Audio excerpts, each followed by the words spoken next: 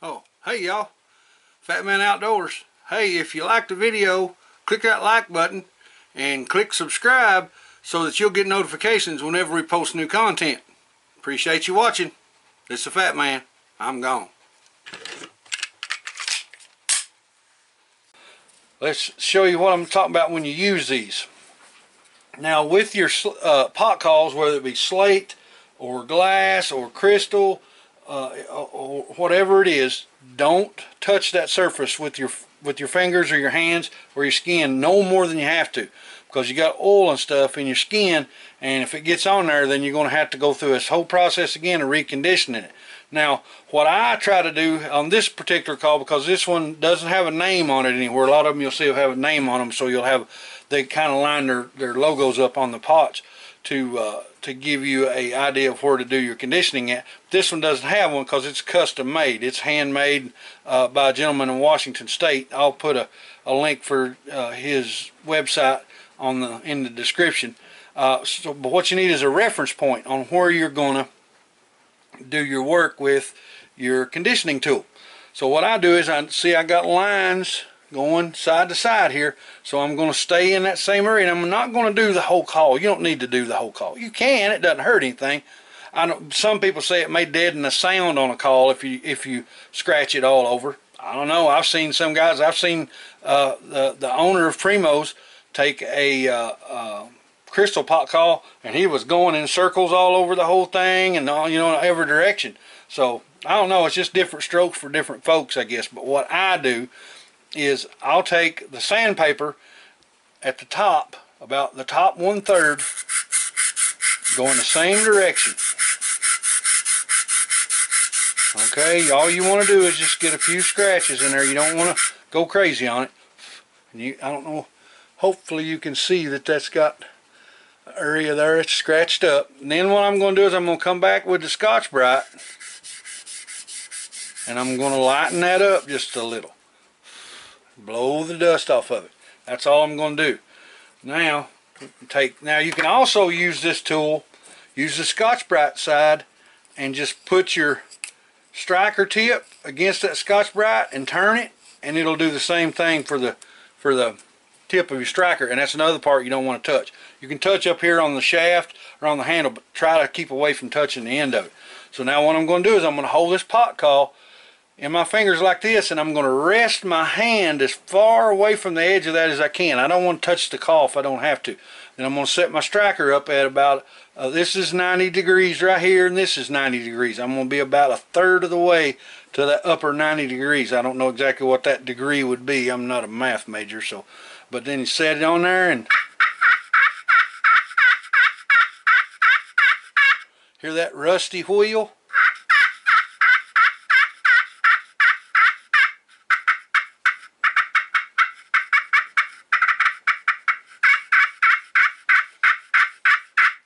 That's a really good sound out of that. Now you notice it's kind of loud. If you want to deaden the call, lay it flat in your hand. You'll have to mess with these a little bit and get used to handling them, but if you lay it flat in your hand, listen how it changes. Same striker, same pressure, same angle, same everything, and listen how much quieter it is.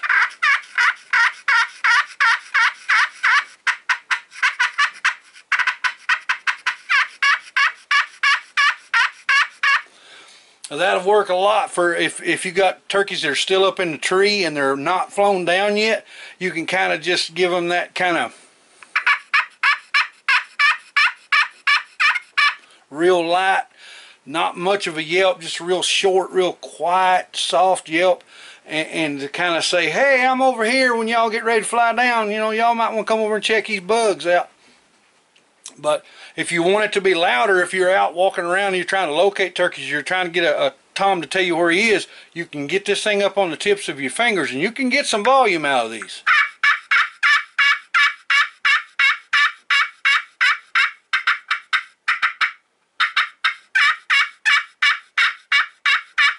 You can get some real good volume out of a slate call. Most people will tell you can't get a lot of volume out of a slate call. It depends on the call. But it also greatly depends on how that call's been conditioned. You can't just take a piece of sandpaper and rub it on there one time and just forget it and never do nothing else to your call, because it's going to work good the first couple of times you use it, but it may not work good all the time. I have had occasion to condition a call while I was in the field, call with it for a little while and thinking, okay, to me it just sounds like it's getting mechanical, and I'll go back and condition that call just a little bit with my conditioning stick, and that way I know that I'm getting the best sound out of that call I can, because a lot of times you'll get old smart turkeys and man, they get out there just out of range and they lock up and they's like, you know, I'm just not doing it. This is that hen over there sounds crazy. You know, I'm just not going to go around her. So you have to depend on yourself to know when you need to do that. Now, this also works. Now, this is a Primos Power Crystal. A lot of people talk a lot about these calls.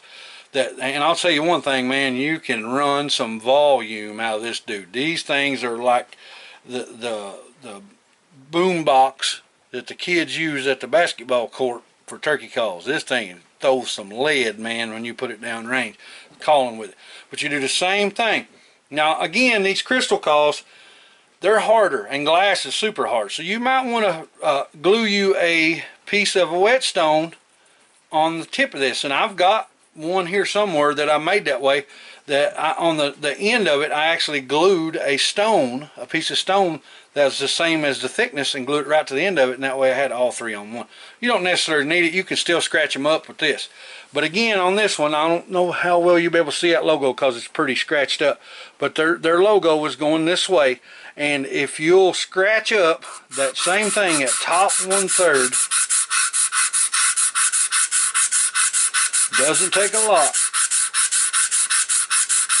Then again, like I like to come back with that green Scotch-Brite, and what that does, it don't wear the grooves down, because that Scotch-Brite's not nearly as abrasive as that sandpaper. What it does is it knocks the dust out of the grooves. It's going to give you a lot better friction. Same thing, you hold that pot call in your hand like that. Try to not put your hand up on the glass.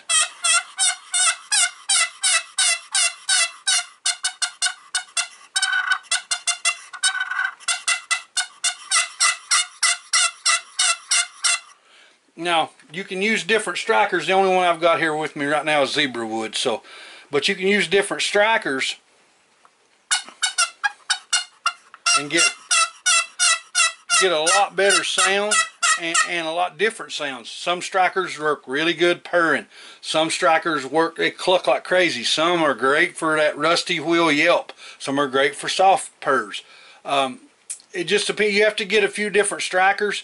I've actually got a bunch on the way. I'm going to do a video of those in the next few days. That we're going to try all those out and figure out which ones are best. And I'll show you how I label mine once I figure out what they do best. And that way, when I go to get in my vest and when I'm in the turkey woods, I know which one I'm pulling, because I know what sound I want, and I'll show you how I do that. But I just want to show you one more time. This is 90 degrees from the call. This is 90 degrees from the call. You want to be about 1/3 of the distance between that. Just regular pressure and make J's or a football.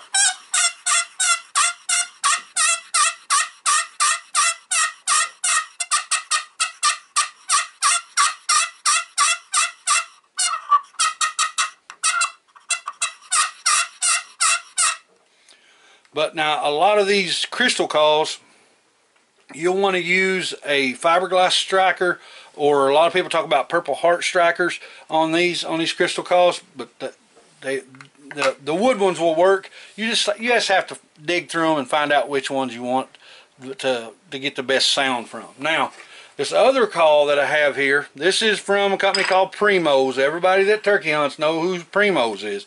This is the Freak.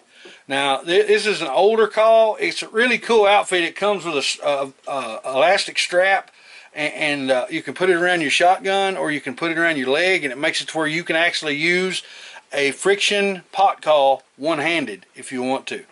So that if you're in a position where you know you can see the turkey, or you know he's really, really close, and you want to still be able to work with him off that call, and you can't use a mouth call, then you can strap this to the side of your leg and kind of keep yourself in a place where he's not seeing any movement, but you can still call to him. So, but it's the same thing with this one. You can see their logo goes this way. So I'm going to do the same thing.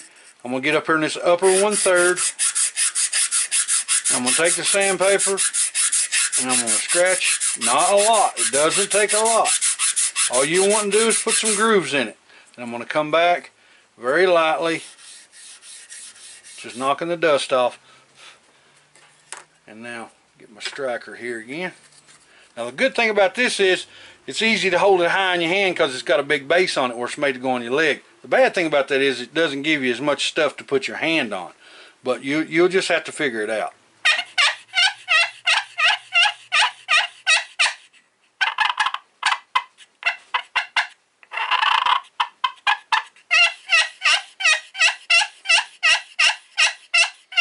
I like that freak call because it has like a backdraw, I guess you could call it. It sounds like an old experience to me. It just that sound to me sounds like an older hen, a more raspy hen, and a lot of times that's the ones that a tom's looking for, because they're wanting to get their DNA into the system, but they're also wanting to breed with a hen that her DNA has been in the system for a while too. That's the name of the game in nature, you know. Try to be as good as you can when you're reproducing.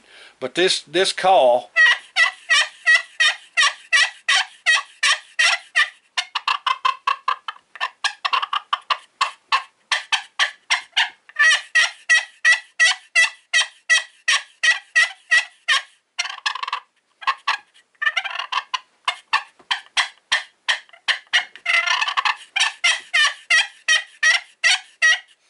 or you can pull this call way down and quieten it down by less pressure.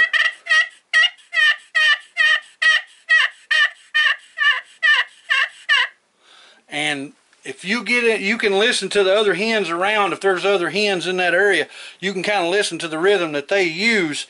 And if it's 3 or 4 yelps, if it's 2 yelps, if it's 5 yelps, pay attention to those rhythms, because they all know each other.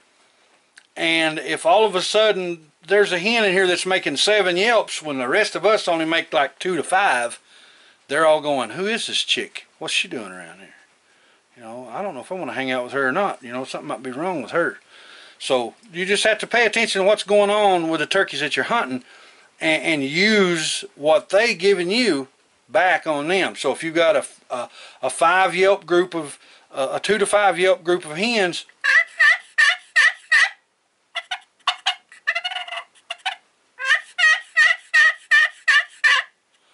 and then cut that off, and then maybe,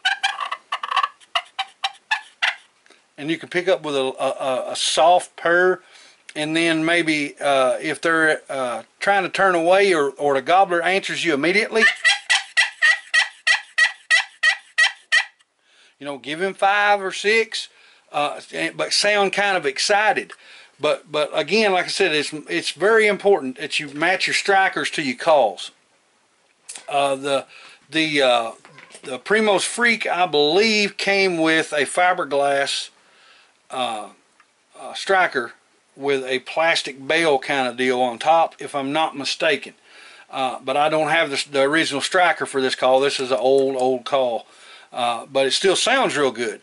And the cool thing about this, I don't know if somebody intentionally did this or what, but now you can take this crystal call, will fit right in the bottom of it. So if you strap it on your leg, where it's on an elastic band, you can flip this thing over and use this crystal call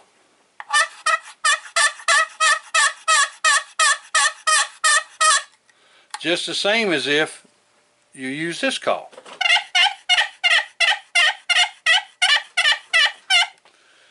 And use them on a strap that goes on your leg or on your gun, and you can just flip that thing over like that and use either side because it's elastic. It's on an elastic strap. Something else you can do to them that I'm not going to take the time to show you do that on this because I'm pretty sure you sure be able to figure that out. You can drill a hole through it and run a small piece of black, dark colored string. Don't go get a big white string. Get black or brown or green and tie it to the caul that you're making this for, and you can make one for every caul. Most of them's got a place on them, like say on this crystal caul, it's got an ear right there you can tie to.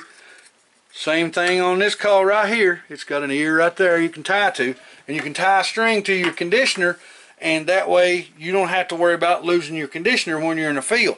And a lot of people will probably try to say that that's how you're going to keep your striker with it. No, not. You don't want to tie anything to your striker, because anything that's causing a difference between the contact of your striker onto the caul is going to cause the sound to be different, and you don't want that. So guys, just